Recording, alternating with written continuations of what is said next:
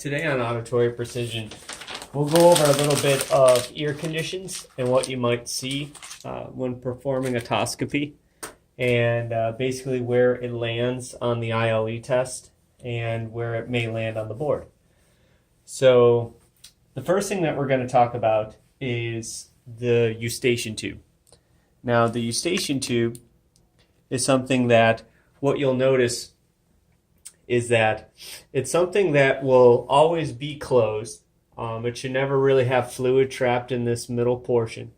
But what will happen is that it will open anytime that we yawn or chew, or even when we're talking, and it will always equalize the pressure that we have in the middle ear. This is something that, if due to allergies or infections, sinuses, it stays closed. If we were to fly in a plane or maybe go diving, the pressure would get so severe that we would actually perforate the eardrum, and that's called barotrauma.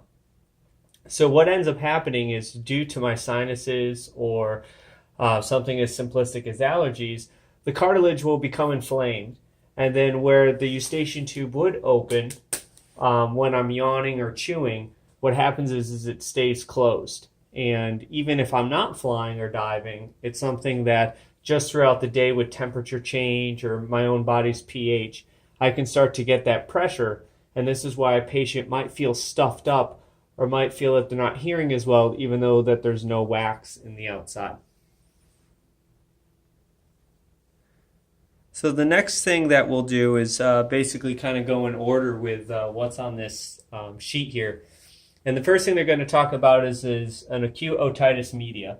You can have an otitis media that may not be completely filled with fluid. However, the ILE and board usually talk about your otitis media with effusion.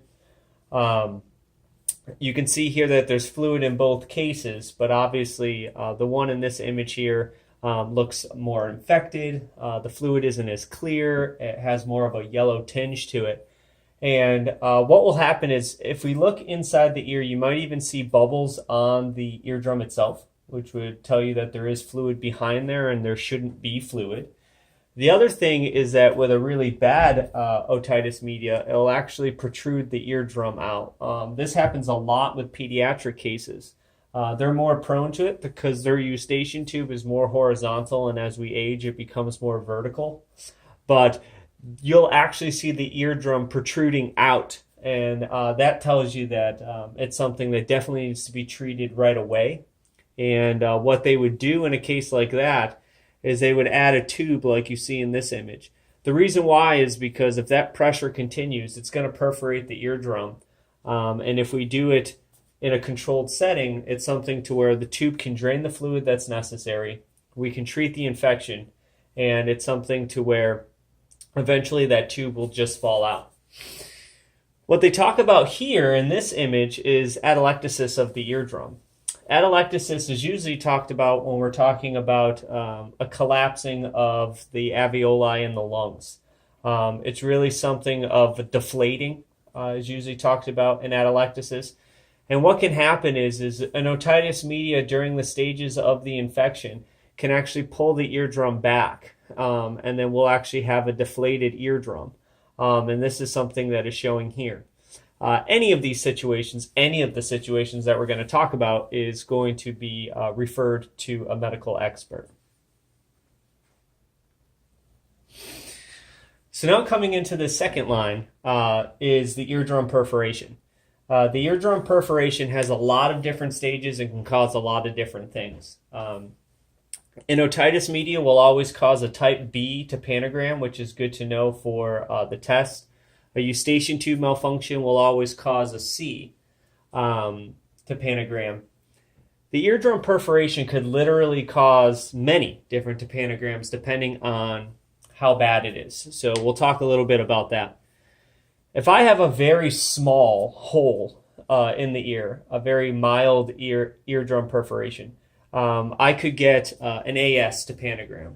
My eardrum is just not moving as well as it should because air is passing through that small hole. However, if the eardrum perforation is very large in size, I might get no resistance whatsoever and could possibly get a B. on my topanogram.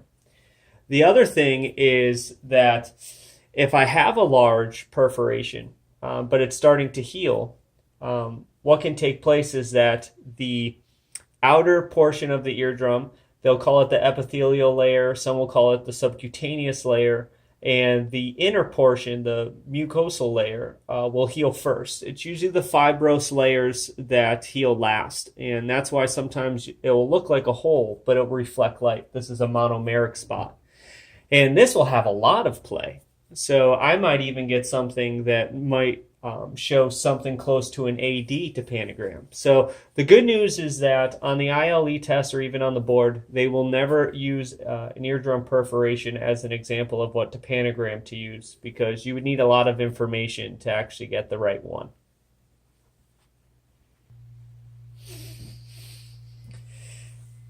Next, if the perforation is extremely large and won't be able to heal on its own, there's a couple different things that they can do. They can put a graft patch over the hole and have the healing process kind of seal it in place. But they can surgically perform a reconstruction of the perforated tympanic membrane. And they would be utilizing a graft in a situation like this. It would not resemble a normal eardrum, and therefore clearly looking in the ear you would know that this is something that had taken place. Otosclerosis is something that the ILE and board really like to utilize and have you know. It's an abnormal bone growth on the stapes or the footplate of the stapes. And they want you to know that otosclerosis causes an AS topanogram. They want you to know that otosclerosis causes Carhart notch in your bone conduction scores. And for the board, they even want you to know that after pregnancy, women are more prone to otosclerosis. But what can take place is when it becomes so bad that it is no longer mobile. It's something that they can do a stapendectomy with. And basically what they're going to do is utilize a prosthesis where they're going to remove the stapes and basically create an artificial piston-like device and therefore try to regain most of your hearing back. The other thing that we see here is the mastoid. The mastoid is something that it has air cells, and what can happen in certain situations is that those air cells become very dense with bone. This is the area right on the process of the mastoid where we want our oscillator for our bone scores. But there is some situations where we can run into where either there's a lot of fat on the area, or maybe they've had a mastoiditis where you might have a harder time getting your bone scores. The other thing that can take place here, but is extremely rare, is Paget's disease. And with Paget's disease, it's the only time that you will see all of your bone scores worse than your air scores. Okay, so to kind of finish up here, we have ossicular damage. This is also something that we can consider as ossicular discontinuation. Basically, a damage has taken place with the ossicles where they're no longer connected, whether it be a subluxation or a fracture from trauma. This is going to cause an AD. I'm going to have a lot of play with my eardrum, and we're going to worry about that if I have such a result. What they can do here is basically connect the broken or dislocated part, again with a prosthesis, and get that mechanical energy back into the middle ear bones, and then again try to regain most of our hearing. The other one that they talk about here is a colostomy, which is another popular one for our tests. They'll basically say if you see a white mass by the eardrum when performing otoscopy, what could it be? And that's colostomy. It will usually start to grow at the attic of the middle ear and therefore stay hidden until problems arise with it. And if it's starting to grow, it can actually perforate through the eardrum. And what they can do to remove this is a mastoidectomy. Once a mastoidectomy is taken place, again, you might have some issues with your bone conduction. You should always ask if the patient's ever had something like that.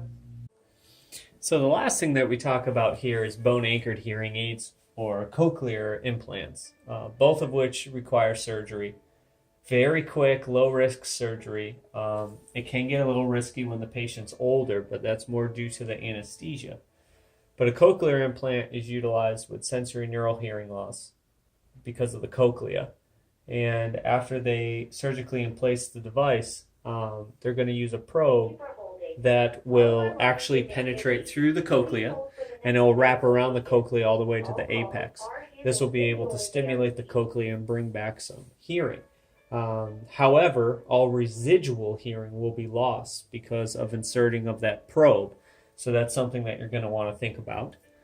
Bone-anchored hearing is something to where the cochlea is working just fine, but it's with a conductive hearing loss. And therefore, what we're going to do is basically the same procedure, but what happens is it actually sends the vibration past the middle ear to stimulate the cochlea and bringing back hearing in that fashion.